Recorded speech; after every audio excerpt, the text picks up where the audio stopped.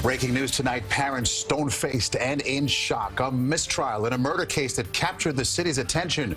The jury deadlocked on the man accused of beating, strangling, and killing a Queens jogger 2 years ago. Good evening. I'm Maurice Dubois. And I'm Christine Johnson. Jurors were unable to reach a verdict after 2 weeks of gruesome evidence and graphic testimony. They had heard from the victim's father, who relived the moment he found his daughter dead.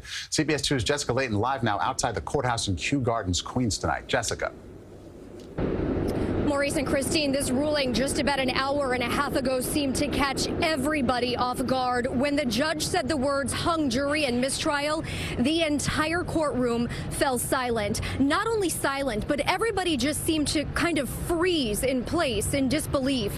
After the words started to sink in after a couple of seconds, then came the whispers. Things like, "I can't believe this. Is he serious? Oh my gosh." But the jury only deliberated for a day and a half.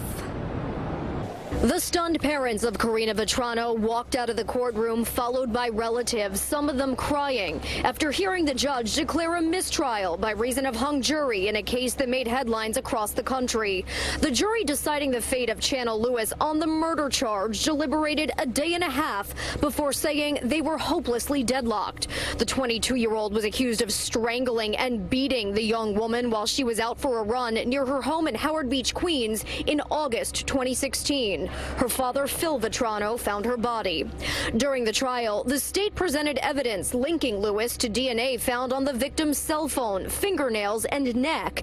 In fact, it was that testimony from the DNA expert that the jury asked to listen to again today. Prosecutors also presented a confession from the East New York man. Then, just after 9 o'clock tonight, the jury sent the judge a note saying it was unable to make progress and had exhausted all thoughts and opinions. Vetrano's family and prosecutors did not speak after the ruling, but I caught up with Lewis's defense attorneys who had this to say. The jury is understanding that DNA is not all it, the confession is not all it, and there are issues in the case that, as you all see, it's much more complex. Is this a win for you? Well, it's not a conviction, so I guess that's a good thing, but closure would be a good thing too.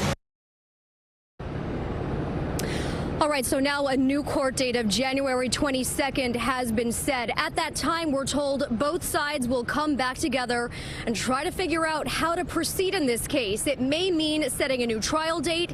It might not. I don't think at this hour anybody knows what's going to happen. But in the meantime, Lewis remains in jail. We're live outside Queens Criminal Court tonight. Jessica Layton, CBS 2 News.